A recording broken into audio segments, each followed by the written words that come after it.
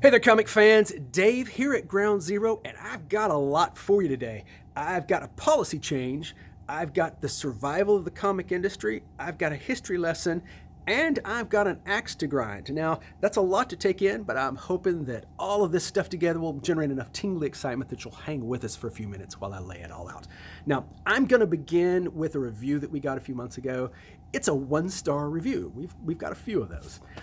It's from the Purple Crow. That's Crow with a K, no umlaut. And it begins, "My dad is a comic book collector."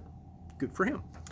And this store refused to let him buy multiple copies of each cover, the regular covers and the variant covers. Owner of the store, I assume he's referring to me, was the one telling him this and was very rude about it. "We will not be returning this store." Now, he capitalizes not, all capital letters, just so you know they are not returning. "All new comics," he adds as a postscript. "All new comics aren't bagged and boarded, so half of them are damaged." 1 star. Ground Zero, like all shops, depends on feedback. We love feedback, both positive and negative. Negative feedback helps us know what we need to do better. Positive feedback helps us know what we're doing right so that we can keep doing it. But anybody that's heard me talk here at the store drone on and on about the social events of the day, and let's face it, I like to think that's one of the attractions of Ground Zero. Anybody that's heard that knows I'm not a big fan of social media in general, and too often it's just a place for people to grind their axes. This particular review, however, I remember this day. The book was X-Men #1, a lot of covers, he had a lot of books. It's going to happen, and honestly, I try not to be rude at any particular point, but if you start the day off by yelling at my wife because you're not able to get the stack of books that you want, that's not going to bring out the best version of Dave. Not pertinent, but this review is pertinent to what I'm going to talk about, and that is what's happening in the industry right now. If you follow all the comic media and news sites, there's some interesting and potentially scary things going on, especially at DC right now, some at Marvel and some at other companies. The industry is on somewhat wobbly legs, and there's a reason for it. And to get to that, I'm going to have to go back to a history lesson, that decade of the 1990s. Now, maybe you weren't around during the 1990s, or maybe you were around, but like me, you've tried to block it from your memory for the past couple of decades. Either way, speculators fueled the first half of the industry. Now, speculators are people that aren't buying comics because they love them and want to collect them. They're buying them to sell to people who love them and want to collect them. They want to buy books and turn right around and flip them to somebody else at a profit. Same thing with ticket scalpers. It's the reason Eagles tickets cost so much. But they came into the industry after the baseball card market crashed, and for a few years, sales got huge. There was this huge bubble that was not sustainable, and when that bubble burst, it burst hard. In 1994, the beginning of 1994, there were 9,000 comic book shops in America. At the end of the decade, 12 months later, 40% of those had closed. Now, if you increase that 12-month period to about 18 months to include the last chunk of 93 and just a little bit after 94, that number increases to 60%. More than half of the comic shops in America closed their doors as the speculator bubble burst. That was devastating the industry. That led Marvel Comics declared bankruptcy if you follow the 90s. Hard to believe now, that behemoth that they are, but they were in bankruptcy. They ended up actually owing me money, and a lot of other stores as well. It was kind of dark times. We didn't know if we were going to survive. The comic industry didn't know if it was going to survive. Which brings us to today. Now, talking about the 90s, one of the heads of Capital City Distribution, Milton Grib, had cited several reasons that are pretty commonly accepted as why the bubble burst, the market crashed like it did. Popular franchises, he said, such in the case of the 90s as the X-Men, were overexploited. If there was a popular character, that popular character had 6, 7, 8 titles. That's too many titles. You're pushing fans to the breaking point. Second, and just the same thing, there were too many titles. They were launching so many new books. Nobody could keep up with it all. Nobody could afford to keep up with it all. Fans couldn't afford it. Shops couldn't afford it. And also, he said gimmicks and crossovers made it too complicated to follow a favorite character. You know, if you like Batman, if you like Spider-Man, you just want to follow their adventures. But then they throw them in a crossover adventure, and all of a sudden you've got to be buying everybody else's title. You've got to be buying Flaming Carrot's title because it crosses over. Yes, we have the My Little Pony Transformers comic coming out here in just a couple of months. That's how they get you. And it's fine for more profit for the companies, but it pushes fans away. Comics are too expensive to do that anymore. And we face some kind of tough times.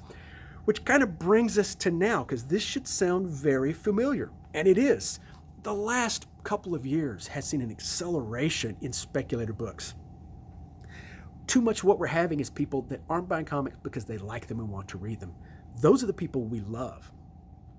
But what we've got is a lot of people that are buying them not because they want to read the book, but because they can flip it on eBay. Simple as that. This week and last week are two perfect examples of that. Last week, the book was Batman number 89. I didn't know anything about it. I never know these things until after the fact. But I began to suspect something was happening when the first few people walked in the door, immediately walked in, grabbed 2 copies off the stand, and came to check out. Now, we, at this point, are limiting it to 2 copies off the stand. We did this because before we did this, people would walk in and grab the entire stack of a hot book, bring it up to the counter, and then we wouldn't have them for anybody else. So we have a few people come in, 2 copies, 2 copies, 2 copies. I should have suspected something was up, but I was busy because I've got to drone on and on about the social events of the day to anybody that will listen. Then somebody came back in, hoping I wouldn't notice that he'd been in just 10, 15 minutes earlier to buy 2 more copies. Aha, I said to myself, something is up. Sure enough, that book is the cameo appearance of a character called Punchline. She's Joker's girlfriend. She's hot. They're selling on eBay for $35 to $40. Lucky me, I discovered this as we were out, basically. We didn't have copies. And what that means is then I've got regular guys that come in every week and buy a stack of comics because they love comics. And let me tell you, if they love comics, we love them. Not just because they spend their money here, although that's a factor, but also because that's what we're here for. This is what we do. We're talking people like Louis Theroux, Mike Dowden. Both of them came in and did not get Batman number 89 because we didn't have copies, because the ticket scalpers bought them all. They took them to eBay. They can go to eBay now, I guess, and buy them for $35. That's wrong. That's something we regret, and we've got to do something to change this. Then this week, the book was an obscure, insignificant miniseries called Year of the Villain, Hell Arisen, because it had the first full appearance of this character. Now, in this particular case, I didn't have very many copies because it's an insignificant series nobody cares about until number 3. But boy, did I hear it. All day, people were walking in. Why don't you have this book? Here, it's on my phone. I want this book. Sorry, I don't have copies. This is not a book anybody wanted until there was something hot about it. Brian Hibbs is a comic shop owner out in California. I knew him. He started his shop just a year or 2 before we started our first shop out in California. So I knew him back then. He's become something of an industry pundit. His comic shop is Comics Experience. Now, I mention that because he had some very choice words to say about this very situation and speculators in general. I'm not bold enough, I'm not brave enough to phrase it quite the way he did, but I encourage you to read it, so I'm going to put the link to it in the comments section for this, so go take a look. It's interesting, and it's true. Speculators are going to ruin our industry. Because when people start buying comics for the wrong reasons, the companies, that's what they're going to give you. If you're buying gimmick covers, or if you're buying constructed first appearances of things, and that's all you're doing, that's what they're going to give you. They're going to quit caring about good stories. They're going to quit caring about the things that make fans want to keep reading comics. And they're going to instead run after that speculator money. We don't want to do that. The industry doesn't need to do that. What can we do about it? Well, not very much. We're Ground Zero. We're a small town shop. But what I am going to do about it is I'm going to reduce from 2 copies off the stands to 1. We simply don't get enough comics anymore for the 2 copies to work. 2 copies seem like a good compromise. That way you could buy 2. I mean, people collect for different reasons, and we get that, and we like all sorts of collectors. But in the case of Batman, Batman is a popular character. I order a lot of copies of Batman. Most of them go right back in here in Savers. That only leaves me a dozen copies for the stands. People that aren't on Saver here but walk in every week and buy their book stuff. We value their business too. They weren't able to get this book because several people in a row walk in and buy doubles, we're out.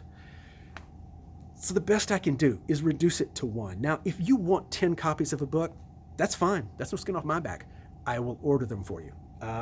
If you let me know in advance, there's a final order cutoff date. It's usually 5-6 weeks before the book ships. I'll order you as many copies as you want of a particular book. If you walk in and want a book and can only buy the 1 copy that I'm going to let you buy, but you say, I'd really like 3 more because my Aunt Ethel really loves this character, then fine. I'll order you if I can get them. And now if we're talking flavor of the month, like Hell Arisen number 3, sorry, can't get it. I can't even get second printings. Second printings were sold out before the first issue even hit the stands. But if I can get them, I will happily do it, because our job here is to get you the comics you want. But we have to get, for our regular customers, the comics they want too. That's what keeps us open. That's very much our task here. So that's what we're going to be concentrating on.